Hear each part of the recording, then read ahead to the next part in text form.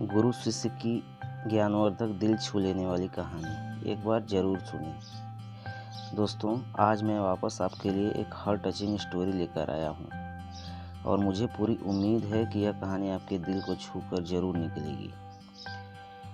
तो आपका ज़्यादा वक्त ना लेते हुए मैं इस कहानी को शुरू करता हूँ।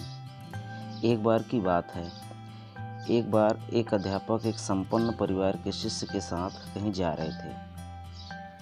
तो उस शिष्य को कुछ मजाक सूझा, क्योंकि उसको रास्ते में किसी गरीब मजदूर के जूते दिखाई दिए।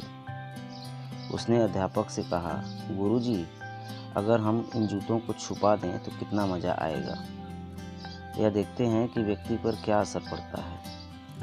अब उसे तो सूझ रहा था, लेकिन गुरुजी ने कहा कि नहीं, गरीब इंसान के साथ इस तरह का भद्दा मजाक करना ठीक नहीं है। उसने कहा, क्यों ना हम इन जूतों में कुछ सिक्के डालते हैं और देखें कि इस गरीब मजदूर पर क्या असर पड़ता है। उन्होंने ऐसा ही किया। जैसे मजदूर अपना काम करके लौटता है और उसने एक पाँव अपने जूते में डाला तो उसे कुछ सख्त सा एहसास हुआ। उसने अंदर हाथ डाला तो उसको कुछ सिक्के सामने आए। वो थोड़ा चौंक गया। चारों ओर किसी को देखा तो कोई भी दिखाई नहीं दिया। पीछे उसने दूसरा पैर अपने जूते में डाला और वापस उसमें भी कुछ सिक्के दिखाई दिए। अब दोनों जूतों के सिक्के को उन्होंने अपने हाथों में रखा और कहा, प्रभु की ओर इशारा किया, हे प्रभु, पता नहीं किस भले मानुष ने यह सिक्के मेरे जूते में छिपाए हैं, लेकिन जो भी छिपाए हैं उसे मेरी दुआ है ताकि इन पैसों से मैं अपने बच्चों और पत्नी के लिए कुछ खाना और काम लाऊंगा।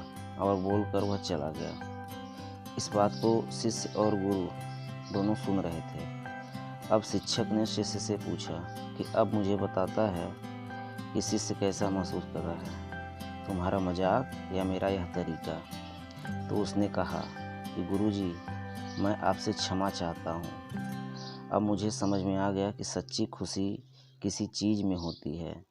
जब हम किसी का मजाक उड़ाते हैं तो हमें कुछ पल का आनंद मिलता है, लेकिन इससे हमें बद्दुआ मिलती है। लेकिन अगर हम किसी की मुश्किल हालत में मदद करते हैं और हम भी मदद करते हैं तो उसे भी नहीं पता कि हमने उसकी मदद की है, लेकिन अंदर ही अंदर हमें यह पता है कि हमने उस इंसान की मदद की है।